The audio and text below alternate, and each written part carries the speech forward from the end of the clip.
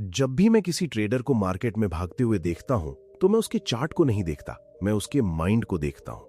क्योंकि मुझे पता है कि उसका सबसे बड़ा नुकसान गलत स्ट्रैटेजी की वजह से नहीं, बल्कि गलत समय पर एंट्री लेने की वजह से होने वाला है।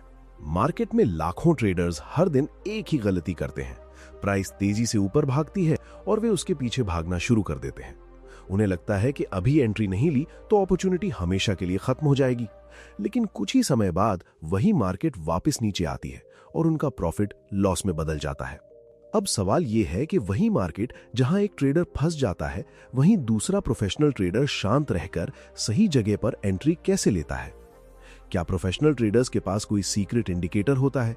क्या उनके पास कोई ऐसी स्ट्रैटेजी होती है जो आम ट्रेडर्स नहीं जानते? या फिर उनके सोचने और मार्केट को देखने का तरीका ही अलग होता है? मैं आपको एक ऐसी सच्चाई बताना चाहता हूं जिसने मेरी पूरी ट्रेडिंग फिलॉसफी बदल दी। मार्केट में सबसे ज्यादा पैसा उस ट्रेडर ने नहीं कमाया जो सबसे पहले एंट्री करता है। पैसा अक्सर उस ट्रेडर ने कमाया जिसने सही जगह पर इंतजार करना सीखा। और यही जगह होती है पुल बैक। लेकिन यहां सबसे बड़ा भ्रम शुरू होता है। हर गिरावट पुल बैक नहीं होती और हर पुल बैक प्रॉफिट में नहीं बदलता। अगर आपने बिना समझे केवल गिरते हुए प्राइस को देखकर एंट्री ली, तो जिस जगह आपको अपॉर्चुनिटी दिख रही है, वही जगह आपका ट्रैप भी बन सकती है। तो आज मैं आपको बताऊंगा कि पुल बैक में एंट्री लेने का सबसे सेफ तरीका क्या है, कैसे professional traders trend, market structure, confirmation और रिस्क मैनेजमेंट का इस्तेमाल करके कम रिस्क के साथ ट्रेड में शामिल होते हैं। मैं आपको सिर्फ एंट्री का तरीका नहीं समझाऊंगा, बल्कि आपको वो माइंडसेट समझाऊंगा जिसने मुझे ये सिखाया कि मार्केट को पकड़ने की कोशिश मत करो, मार्केट को तुम्हें अपॉर्चुनिटी देने दो। तो चलिए शुरू करते हैं और समझते हैं कि पुल बैक ट्रेडिंग में आखिर वो कौन सी सोच है जो एक सामान्य ट्रेडर और एक प्रोफेशनल ट्रेडर के बीच अंतर पैदा करती है। जब मैंने अपनी ट्रेडिंग जर्नी में हजारों ट्रेडर्स के व्यवहार को समझने की कोशिश की, तब मुझे एक बहुत ही गहरी सच्चाई पता चली। मार्केट में हारने वाले और जीतने वाले ट्रेडर्स के बीच सबसे बड़ा अंतर उनकी स्ट्रैटेजी नहीं होती, बल्कि उनका सोचने का तरीका होता है। बहुत सारे लोग ये मानते हैं कि ट्रेडिंग में सफलता का रहस्य किसी सीक्रेट इंडिकेटर, किसी स्पेशल पैटर्न या किसी ऐसी टेक्निक में छिपा है जिसे केवल प्रोफेशनल ट्रेडर्स जानते हैं। लेकिन मेरा एक्सपीरियंस कुछ अलग कहता है। मैंने देखा है कि ज्यादातर ट्रेडर्स मार्केट को देखकर तुरंत एक्शन लेना चाहते हैं। जैसे ही कोई प्राइस तेजी से ऊपर जाती है, उनके अंदर एक आवाज आती है कि अगर अभी एंट्री नहीं ली तो बहुत बड़ा मौका छूट जाएगा। यही फियर ऑफ मिसिंग आउट उन्हें उस जगह पर बाय करवाता है जहां स्मार्ट मनी अक्सर अपना प्रॉफिट बुक करने की तैयारी कर रही होती है। मैं भी अपनी शुरुआती दिनों में इसी मानसिक जाल में फंसा था। जब भी मार्केट तेजी से मूव करती थी, मुझे लगता था कि जितनी जल्दी मैं एंट्री लूंगा, उतना ज्यादा प्रॉफिट कमाऊंगा। लेकिन बार बार मुझे एक ही लेसन मिला। मार्केट में तेजी से भागकर एंट्री लेना आसान है, लेकिन सही जगह पर धैर्य के साथ इंतजार करना सबसे कठिन स्किल है। धीरे धीरे मैंने समझा कि मार्केट कभी भी एक सीधी रेखा में नहीं चलती। चाहे कितना भी मजबूत अप ट्रेंड क्यों ना हो, प्राइस को आगे बढ़ने से पहले कुछ समय के लिए रुकना और पीछे आना पड़ता है। इसी प्राकृतिक मूवमेंट को हम पुल बैक कहते हैं। लेकिन यहां एक बात को बहुत अच्छी तरह समझना जरूरी है। पुल बैक का मतलब ये नहीं है कि मार्केट कमजोर हो गई है। कई बार पुल बैक केवल एक छोटा सा विश्राम होता है, जहां मार्केट पुराने बायर्स को प्रॉफिट लेने का मौका देती है और नए बायर्स को बेहतर प्राइस पर शामिल होने का अवसर देती है। यही कारण है कि प्रोफेशनल ट्रेडर्स अक्सर मार्केट के पीछे भागने की बजाय मार्केट को अपनी तरफ आने का इंतजार करते हैं। वे जानते हैं कि सबसे अच्छी एंट्री वो नहीं होती जहां एक्साइटमेंट सबसे ज्यादा हो। सबसे अच्छी एंट्री अक्सर वहां मिलती है जहां अधिकांश लोग धैर्य खो चुके होते हैं। एक उदाहरण से इसे समझिए। कल्पना कीजिए कि एक अनुभवी शिकारी जंगल में शिकार करने गया है। वो पूरे जंगल में दौड़कर शिकार को पकड़ने की कोशिश नहीं करता। वो सही जगह चुनता है, धैर्य के साथ इंतजार करता है और सही समय आने पर ही अपना कदम उठाता है। ट्रेडिंग में भी यही सिद्धांत काम करता है। मार्केट के पीछे भागने वाला ट्रेडर अक्सर थक जाता है, लेकिन सही सेटअप का इंतजार करने वाला ट्रेडर लंबे समय तक टिकता है। लेकिन यहां सबसे बड़ा भ्रम पैदा होता है।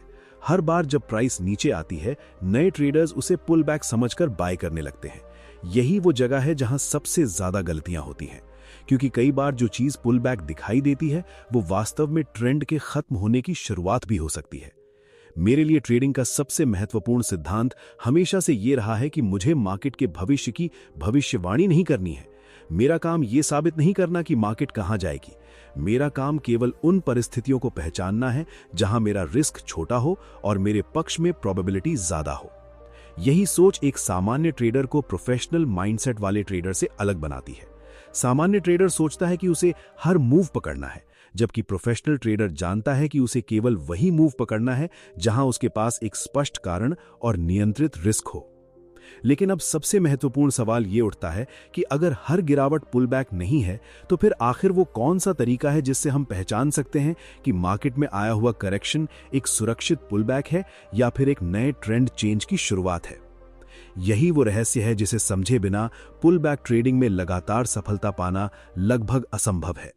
अगले भाग में मैं आपको बताऊंगा कि प्रोफेशनल ट्रेडर्स किस तरह ट्रेंड और मार्केट स्ट्रक्चर को पढ़कर सबसे पहले ये तय करते हैं कि उन्हें पुल बैक में एंट्री लेने का अधिकार है भी या नहीं। जब मैंने ट्रेडिंग को गहराई से समझना शुरू किया, तब मुझे एक बात का एहसास हुआ कि मार्केट में सही एंट्री लेने से पहले सही डायरेक्शन को समझना कहीं ज्यादा महत्वपूर्ण है। बहुत सारे ट्रेडर्स पुल बैक की तलाश तो करते हैं, लेकिन वे ये भूल जाते हैं कि पुल बैक की असली ताकत केवल तब होती है जब वो एक मजबूत ट्रेंड के अंदर बन रहा हो। कल्पना कीजिए कि आप एक तेज बहती हुई नदी के अंदर नाव चला रहे हैं।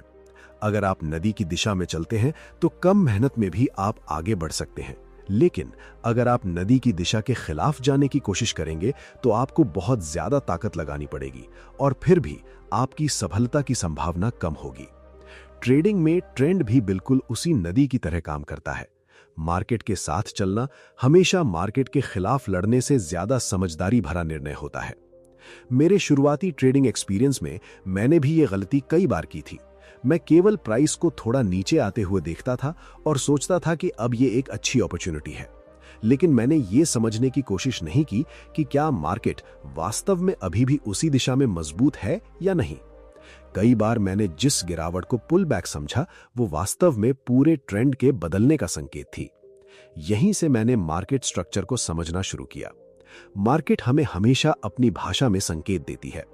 अगर किसी अप ट्रेंड में प्राइस लगातार हायर हाई और हायर लो बना रही है, तो इसका मतलब यह होता है कि बायर्स अभी भी कंट्रोल में है।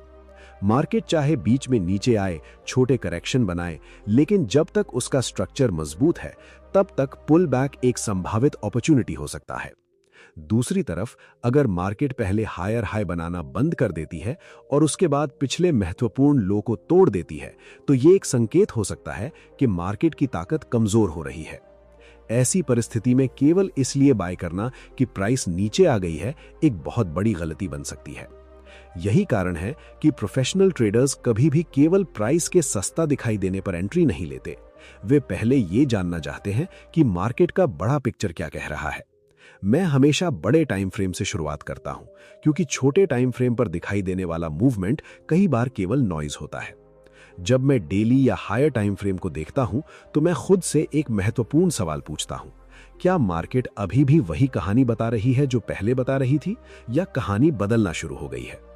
अगर बड़ी पिक्चर में ट्रेंड मजबूत है, तभी मैं छोटे टाइम फ्रेम पर जाकर पुल बैक की तलाश करता हूं, क्योंकि मेरा उद्देश्य किसी भी गिरती हुई प्राइस को पकड़ना नहीं होता। मेरा उद्देश्य उस जगह को ढूंढना होता है जहां बड़े प्लेयर्स दोबारा मार्केट में सक्रिय हो सकते हैं। लेकिन केवल ट्रेंड को पहचान लेना ही काफी नहीं है। बहुत सारे ट्रेडर्स ट्रेंड सही पकड़ लेते हैं, फिर भी लॉस करते हैं। क्यों? क्योंकि वे पुल बैक आने के बाद जल्दबाजी में एंट्री ले लेते हैं।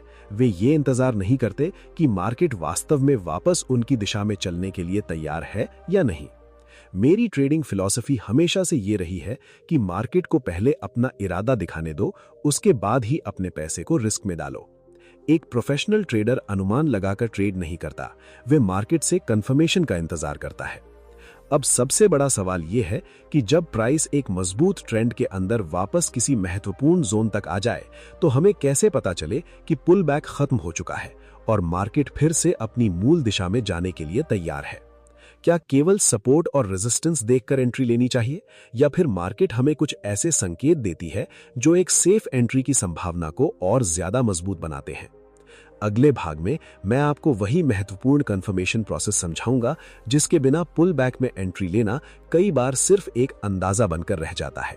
जब मैंने ट्रेडिंग की दुनिया में एक चीज सबसे ज्यादा महत्वपूर्ण सीखी, तो वो ये थी कि मार्केट में सबसे महंगी चीज गलत एंट्री नहीं होती, बल्कि बिना कंफर्मेशन के ली गई एंट्री होती है।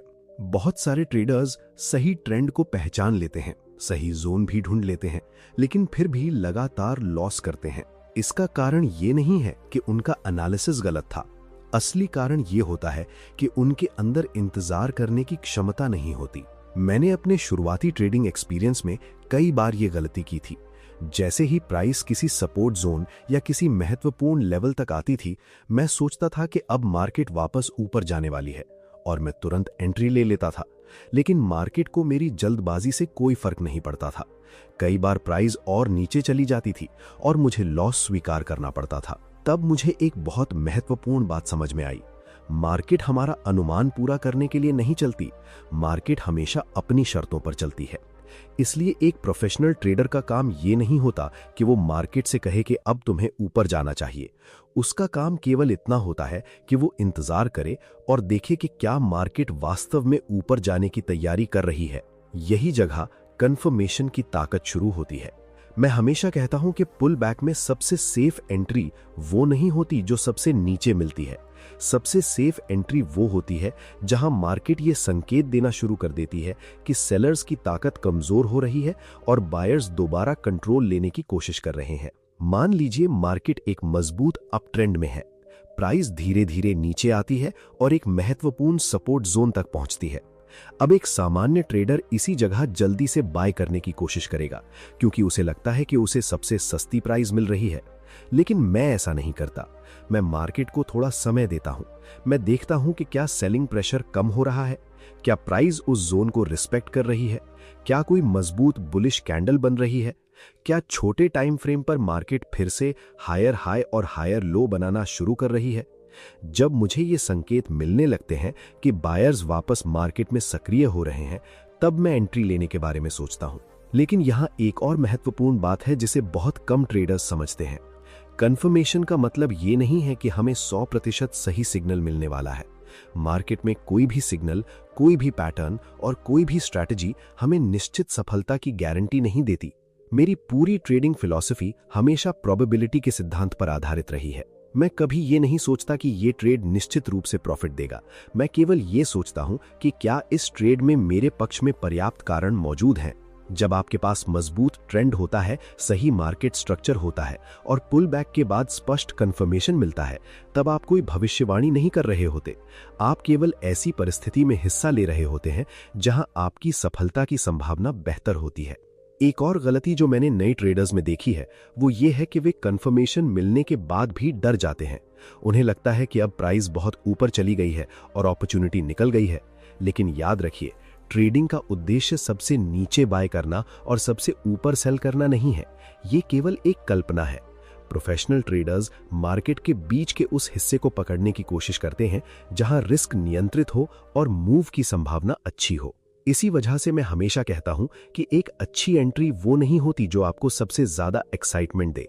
एक अच्छी एंट्री वो होती है जो आपको सबसे ज्यादा शांति दे, क्योंकि जब आपका डिसीजन लॉजिक और रूल्स के आधार पर होता है, तब आपके अंदर फियर और ग्रीड का प्रभाव कम हो जाता है।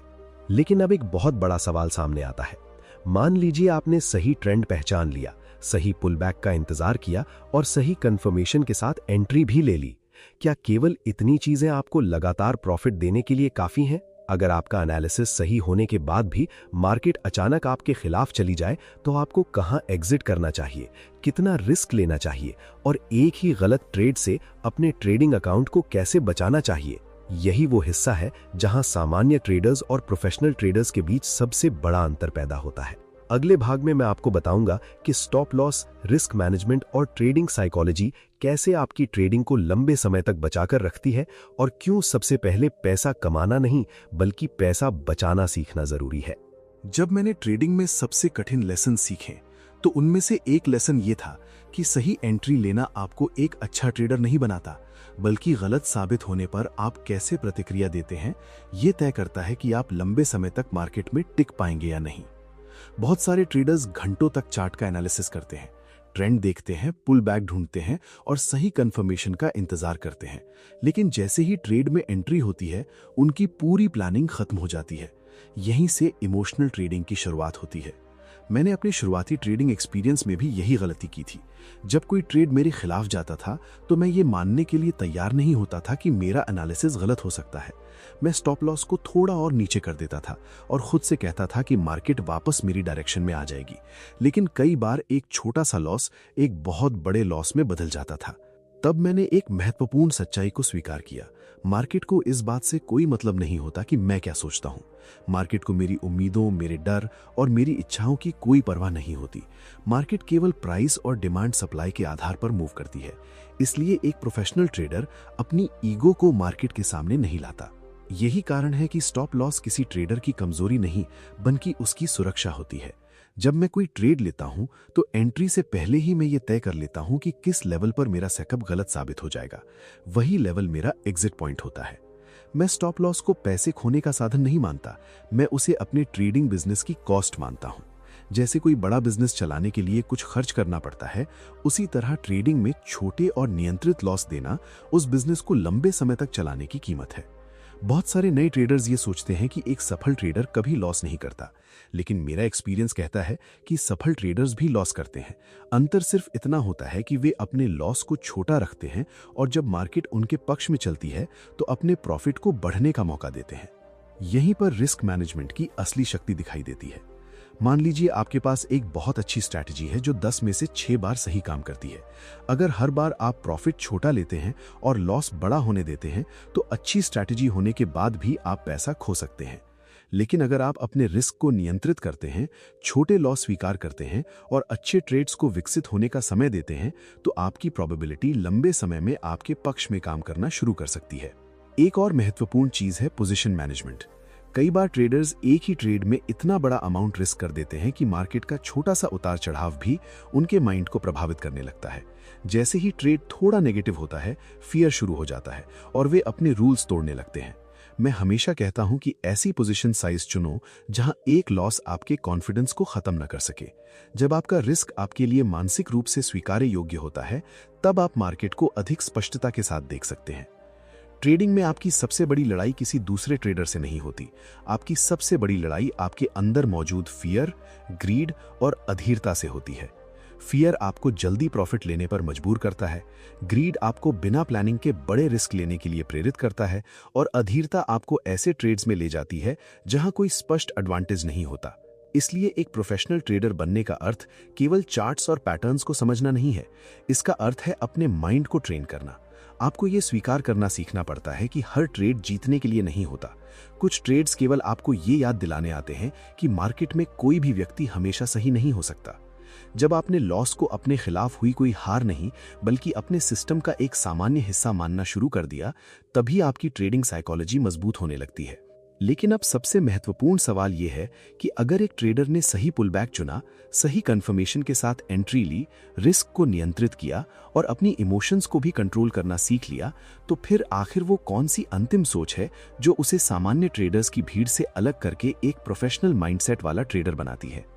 क्या ट्रेडिंग में लगातार सफलता केवल स्ट्रैटेजी और मैनेजमेंट का खेल है, या इसके पीछे एक ऐसी गहरी फिलॉसफी छिपी है जो एक ट्रेडर के पूरे सोचने के तरीके को बदल देती है? अब मैं आपको वही सबसे महत्वपूर्ण सिद्धांत बताऊंगा जिसने मेरी ट्रेडिंग को देखने की पूरी सोच बदल दी और जिसने मुझे ये समझाया कि मार्केट में लंबे समय तक टिकने और सफल बनने का वास्तविक अर्थ क्या है।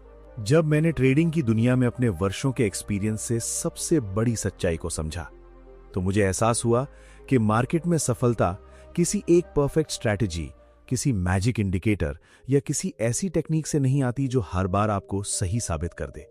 शुरुआत में मैं भी यही सोचता था कि शायद कहीं कोई ऐसा फॉर्मूला मौजूद है जिससे मैं मार्केट के हर मूव को पहले से जान सकूं और कभी लॉस ना करूं। लेकिन समय के साथ मैंने सीखा कि यह सोच ही एक ट्रेडर की सबसे बड़ी कमजोरी बन सकती है। मार्केट हमेशा अनिश्चित रहेगी, चाहे आपका एनालिसिस कितना भी अच्छा क्यों ना हो, चाहे आपका सेटअप कितना भी मजबूत क्यों ना हो, फिर भी कुछ ट्रेड्स आपके खिलाफ जाएंगे। यही ट्रेडिंग की रियलिटी है। जिस दिन मैंने इस सच्चाई को स्वीकार किया, उसी दिन मेरी ट्रेडिंग बदलना शुरू हो गई।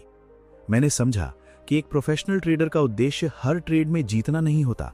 उसका उद्देश्य एक ऐसा सिस्टम बनाना होता है जिसे वो लगातार डिसिप्लिन के साथ फॉलो कर सके। वो जानता है कि एक ट्रेड उसके करियर को निर्धारित नहीं करता। असली परिणाम सैकड़ों ट्रेड्स के बाद सामने आता है। बहुत सारे ट्रेडर्स मार्केट में पैसा कमाने की जल्दबाजी लेकर आते हैं। वे कुछ दिनों में बड़ा प्रॉफिट चाहते हैं। इसी जल्दबाजी में वे अपने रूल्स तोड़ते हैं, बिना कंफर्मेशन के एंट्री लेते हैं, स्टॉप लॉस हटाते हैं और अपने इमोशंस को अपने डिसीजंस पर हावी होने देते हैं। लेकिन मैंने हमेशा एक बात कही है कि ट्रेडिंग में सबसे बड़ा एडवांटेज आपका चार्ट नहीं है, आपका माइंड है। दो ट्रेडर्स के पास एक ही स्ट्रैटेजी हो सकती है, एक ही एंट्री और एग्जिट रूल्स हो सकते हैं, लेकिन फिर भी एक सफल हो सकता है और दूसरा असफल। अंतर उनके माइंडसेट, डिसिप्लिन और सेल्फ कंट्रोल में होता है। पुल बैक ट्रेडिंग का पूरा सार भी यही है। आपने सीखा कि मार्केट के पीछे भागना नहीं है, बल्कि मार्केट को आपके पास आने देना है। आपने सीखा कि हर गिरावट अपॉर्चुनिटी नहीं होती, इसलिए सबसे पहले ट्रेंड और मार्केट स्ट्रक्चर को समझना आवश्यक है। आपने जाना कि केवल एक जून देखकर एंट्री नहीं करनी चाहिए, बल्कि मार्केट से कंफर्मेशन का इंतजार करना चाहिए। आपने ये भी समझा कि सबसे अच्छी एंट्री भी गलत साबित हो सकती है, इसलिए स्टॉप लॉस और रिस्क मैनेजमेंट आपकी ट्रेडिंग करियर की सुरक्षा करते हैं। लेकिन इन सभी नियमों से भी ज्यादा महत्वपूर्ण एक चीज है, और वो है आपका कैरेक्टर। ट्रेडिंग केवल पैसे का खेल नहीं है, ट्रेडिंग आपके धैर्य की परीक्षा लेती है। ये आपके फियर को सामने लाती है, आपकी ग्रीड को दिखाती है और आपकी डिसिप्लिन की सीमा को चुनौती देती है। अगर आप ट्रेडिंग में सफल होना चाहते हैं तो सबसे पहले खुद को बेहतर बनाना शुरू कीजिए। धैर्य रखना सीखिए, जल्द अमीर बनने की मानसिकता को छोड़िए, अपने हर ट्रेड का रिकॉर्ड रखिए, अपनी गलतियों को स्वीकार कीजिए और हर लॉस को एक लर्निंग एक्सपीरियंस की तरह देखिए, ना कि अपनी क्षमता की हार की तरह। जीवन में भी यही सिद्धांत लागू होता है। बड़ी सफलता कभी एक दिन में नहीं बनती। चाहे आप ट्रेडिंग सीख रहे हो, बिजनेस बना रहे हो या किसी भी क्षेत्र में आगे बढ़ना चाहते हो, आपको प्रोसेस पर विश्वास करना होगा। हर दिन थोड़ा बेहतर बनने की कोशिश करनी होगी। याद रखिए, सबसे मजबूत व्यक्ति वो नहीं होता जो कभी गिरता नहीं है। सबसे मजबूत व्यक्ति वो होता है जो हर गिरने के बाद कुछ नया सीखकर फिर से उठ खड़ा होता है। आपकी असफलताएं आपकी पहचान नहीं है, बल्कि वे आपकी ग्रोथ का हिस्सा हैं। इसलिए आज से केवल एक अच्छा ट्रेडर बनने का लक्ष्य मत रखिए, एक ऐसा व्यक्ति बनने का लक्ष्य रखिए जो अपने डिसीजंस की जिम्मेदारी लेता हो, जो अपने इमोशंस को समझता हो, जो डिसिप्लिन के साथ अपने रूल्स पर चलता हो और जो किसी भी परिस्थिति में सीखना बंद नहीं करता। जब आप इस मानसिकता को अपनी ट्रेडिंग और अपने जीवन दोनों में लागू करेंगे, तब सफलता केवल आपके अकाउंट बैलेंस में नहीं दिखाई देगी, बल्कि आपके सोचने के तरीके, आपके धैर्य और आपके व्यक्तित्व में भी दिखाई देगी। याद रखिए, मार्केट आपको केवल पैसा कमाने का अवसर नहीं देती, मार्केट आपको खुद को समझने का अवसर भी देती है। जो व्यक्ति इस सीख को समझ लेता है, वो केवल एक बेहतर ट्रेडर नहीं बनता, बल्कि एक बेहतर इंसान भी बनता है। अगर आपको ये ज्ञान मूल्यवान लगा हो तो इसे उन लोगों तक जरूर पहुंचाइए जो ट्रेडिंग की जर्नी में संघर्ष कर रहे हैं। वीडियो को लाइक कीजिए, चैनल को सब्सक्राइब कीजिए और हमारे साथ जुड़े रहिए, क्योंकि यहाँ हम केवल ट्रेडिंग की स्ट्रैटेजीज नहीं सीखते, बल्कि एक विजेता माइंडसेट और बेहतर जीवन जीने की सोच विकसित करते हैं। और ये वीडियो केवल एजुकेशन पर्पस के लिए है। ट्रेडिंग और इन्वेस्टिंग में फाइनेंशियल रिस्क शामिल है। किसी भी ट्रेड को लेने से पहले अपनी स्वयं की रिसर्च करें और अपने फाइनेंशियल एडवाइजर से सलाह अवश्य लें।